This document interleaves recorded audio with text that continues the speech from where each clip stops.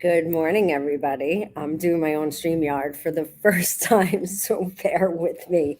Um, Pretty excited, and I didn't even do like what I was going to be talking about today. But bottom line is, I'm going to be talking about making hay while the sun does not shine. It's pretty dreary day out there. It's that kind of autumn day with the wet leaves all over the road, and it's just going to rain for a few days. My favorite kind of weather for productivity.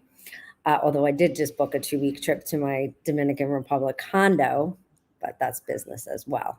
However, I do like to dig down deep in the winter months and get a lot done. And honestly, you're going against the grain because everybody is going in the opposite direction. They are basically hunkering down, getting ready for the holidays, spending time with family, and absolutely you should be doing that.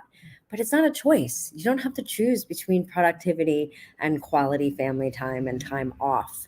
As a matter of fact, you can spend a lot of this time dotting the I's and crossing the T's and creating better systems and processes. So when that crazy market comes back, you're ready and you're poised. But in addition to that, I want to talk about three things you can do to keep that pipeline filled. In boot camp last night, we were talking about like right now, it's a little sluggish when they're calling their sphere because people are getting ready for Thanksgiving, getting ready for the holidays, and people are taking these things a lot more serious since the pandemic, in my opinion. So, a few things you can do to keep your pipeline filled. Oh, so we were talking about in boot camp, basically, it can be a little sluggish. And I said to them, however, you would not have a lull in your business had you been prospecting and dialing 3 months ago, 4 months ago, 6 months ago. So a lot of the actions that do today will show up in your pipeline a little bit later. So one of the first things you can do, and we've discussed it before, is dialing those old leads. People that have ghosted you in the past 2 years, pick up the phone and call them. They're going to be grateful. Sometimes people just disappear because out of frustration. This has been a really difficult market. And sometimes when you're frustrated, you get frustrated with everybody involved with the process. But when the mud settles and the water clears, you can tell that obviously it had nothing to do with you. So, and don't take it so personal. And if you did have any part in the process for those old leads that did not result in them getting the house that they want or selling the house, which I doubt everything was selling, right?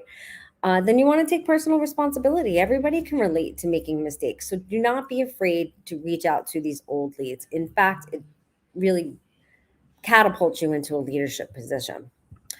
The other age old trick is finding the markets of the moment. Super, super, super important. Um, so, what are the markets of the moment? Well, obviously, right now, market of the moment, home buyers, definitely first time home buyers. Um, but there's also a huge market for people that are looking for weekend homes and second homes. That's one of the things that came out of the pandemic. People want fresh air, they want water, they want acreage. So you could be prospecting to people who potentially would want a second home.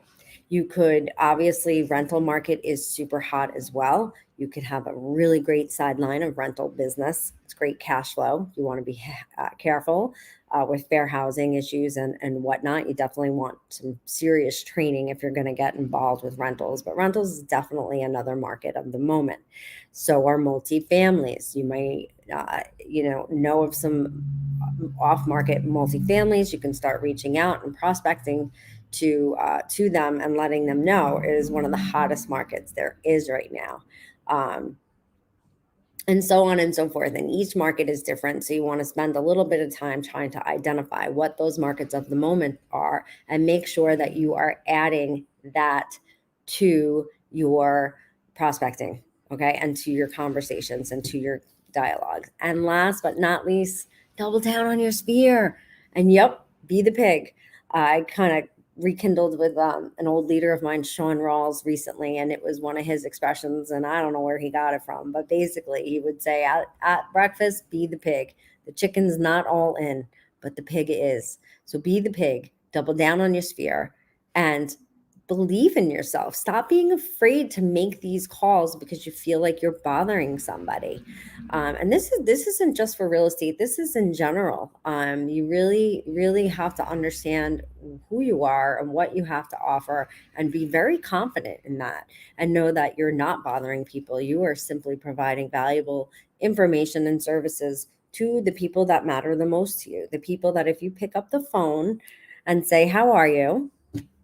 They're going to immediately respond with, "I'm great. How are you?" Those are the people in your sphere. And don't be transactional. Too many people give up and say, "Oh, well, they're not looking to buy or sell right now, or they're not looking to do this." Remember, 1 in 6 people are looking to buy and sell themselves, but also 1 in 6 people know somebody else who is looking to buy or sell. And nobody wants to give out a bad referral. So if you're not top of mind, or they don't think that you're capable or want the business, they're not going to give you the referrals. And again, this goes for more than just real estate. In any business that you're in, there's nothing worse than giving out a bad referral, especially if it's someone you're close to, like a family member or a friend. You don't want to have anybody come back and be like, they never called me back. So if people think you're too busy or too distracted or whatever, they're not going to give you that referral lead.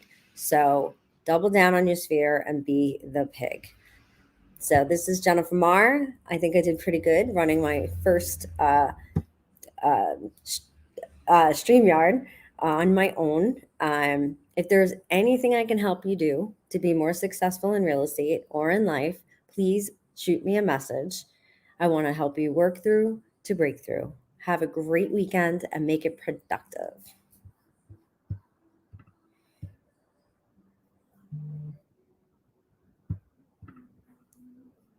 Now, if I only know how to get out.